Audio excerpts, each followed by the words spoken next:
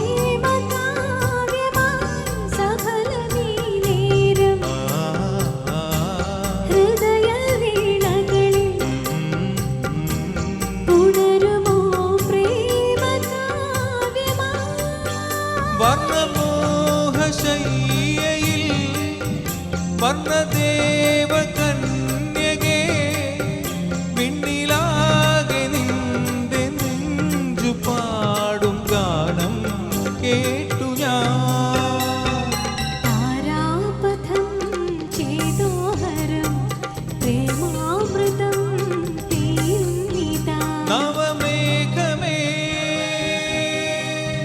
കുളിർ കൊണ്ടുവാ ഒരു ചെങ്കുറിഞ്ഞിപ്പൂവിൽ മൃദു ചുംബനങ്ങൾ നൽകാം താരാപഥം ചേതോഹരം പ്രേമാ